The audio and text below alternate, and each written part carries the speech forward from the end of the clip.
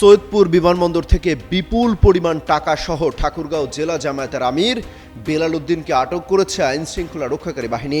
বিষয়টি নিশ্চিত করেছেন নীলফামারীর পুলিশ সুপার জাহিদুল ইসলাম। জব্দকৃত টাকা মেশিনে গণনা চলছে। জিজ্ঞাসাবাদে তিনি জানান, তার বাড়ি ঠাকুরগাঁও সদর এলাকায়। তিনি পেশা একজন শিক্ষক। লাগেজে 50 লাখের বেশি টাকা আছে বলে জানান তিনি।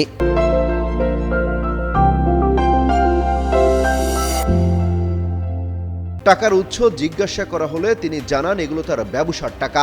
গার্মেন্টস ব্যবসার সাথে তার সম্পৃক্ততা রয়েছে এমনটাও জানিয়েছেন তিনি। জাহিদুল ইসলাম যুগান্তরকে টেলিফোনে বলেন, জেলা আমির বিমানবন্দরে পুলিশ হেফাজতে রয়েছে। প্রাথমিক জিজ্ঞাসাবাদে তিনি জানিয়েছেন, আনুমানিক 50 লাখ টাকা তার কাছে রয়েছে। তার বিরুদ্ধে আইনানুগ ব্যবস্থা নেওয়া হবে। এই টাকা তিনি কোথা থেকে এনেছেন বা কোথায় ব্যবহার করবেন তা এখনো জানা যায়নি। কাল 12 ফেব্রুয়ারি ত্রয়োদশ জাতীয় সংসদ নির্বাচনের ভোট গ্রহণ। এই ভোটের আগের দিন বিপুল পরিমাণ টাকা সহ জেলা জামায়াতের শীর্ষ নেতার আটকে জনমনে বিরূপ প্রতিক্রিয়া সৃষ্টি হয়েছে।